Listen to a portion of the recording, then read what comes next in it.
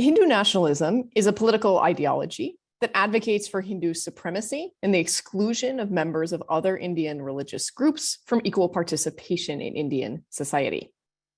It is a fiercely anti-intellectual ideology in both conception and practice. And I want to speak with you all today specifically about the threat that this hateful political movement, also known as Hindutva, is posing in real time to academic freedom in the United States. So I am Associate Professor of South Asian History at Rutgers University, the State University of New Jersey. For more than 5 years, I have received hate mail from Hindu nationalists or Hindu supremacists almost every single day.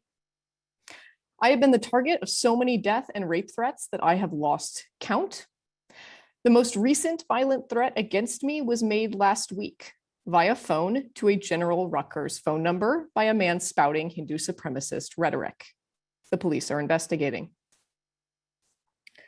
My family too have been threatened with all manner of violence, including my children, who are ages 3, 5, and 7 at present. I often require armed security when I speak publicly, whether about modern South Asia or ancient Indian history. The last time I gave a public lecture was less than 2 weeks ago in the western suburbs of Chicago. To ensure both my safety and the safety of the audience, there were multiple armed security personnel present. I want to emphasize how extraordinary and how worrisome it is that I require armed protection on US soil to speak about areas of my scholarly expertise. I am the target of repeated smears and misinformation campaigns. Hindu nationalist groups have tried, unsuccessfully so far, to prompt my employer, Rutgers University, to take punitive action against me. Many Hindu supremacists openly discuss trying to influence the New Jersey state government, elected officials, and Rutgers administrators in order to silence me, a scholar.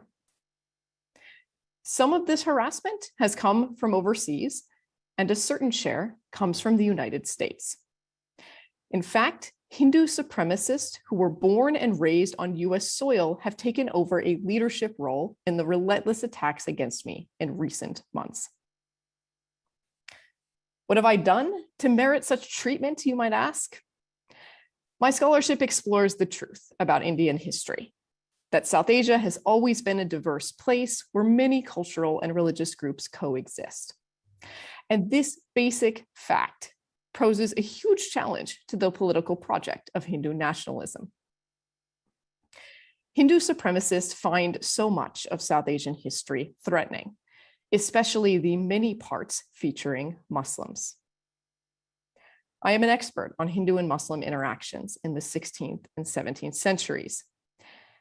And the same folks who attack me for teaching about Muslims in India's past also demonize Muslims today as their primary enemy, as the main group to dehumanize as a foil for advocating for Hindu supremacy. In fact, Hindu nationalists largely sat out India's independence struggle against British colonial rulers in the first half of the 20th century. And that is because they, the Hindu nationalists, identified Muslims rather than the British as their primary enemy. Muslims are still Hindu supremacists' favorite group to hate. And those of us who research and teach Indo-Muslim history are further carnage in this brutal assault. While I am a favorite target of US-based Hindu supremacists, I am not exceptional. Many other scholars of South Asia have been targeted as well, as you have heard, not only by nationalists overseas, but also by US citizens who are part of this homegrown branch of Hindu supremacist hate. And in fact, Hindu supremacists based in the United States have been some of the leaders in the campaign of fear and intimidation against the Dismantling Global Hindutva conference that's occurring in a couple of days. Now, the Hindu supremacist attacks against me and numerous other scholars reached a crescendo of sorts in March and April of 2021 in a series of coordinated attacks. That experience, plus years of enduring vitriol, prompted me and about 20 colleagues to form the South Asia Scholar Activist Collective. We, SASIC for short, are a group of North America-based academics who believe in the twin pillars of humanities scholarship and inclusive progressive politics. Our first act as a collective was to author the Hindutva Harassment Field Manual, a freely available online resource that explains Hindu supremacist hate, also known as Hindutva, and how it's organized.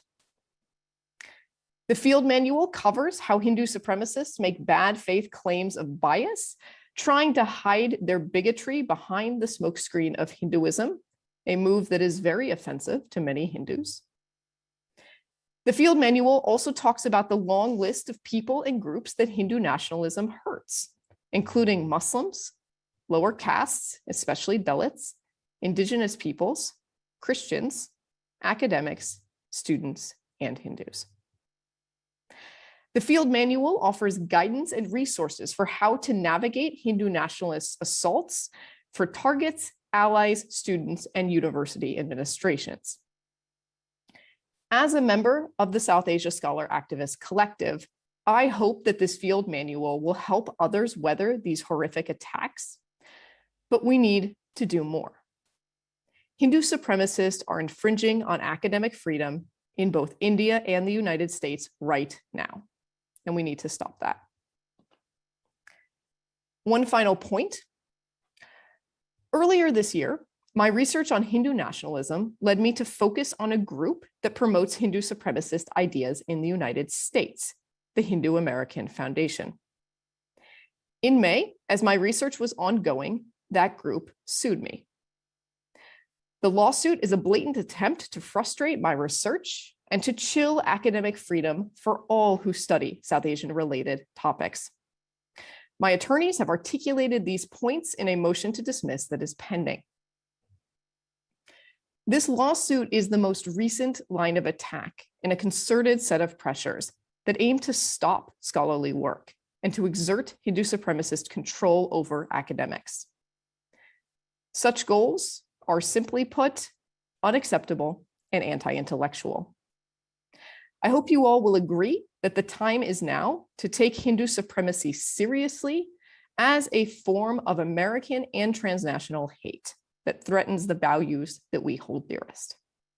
Thank you.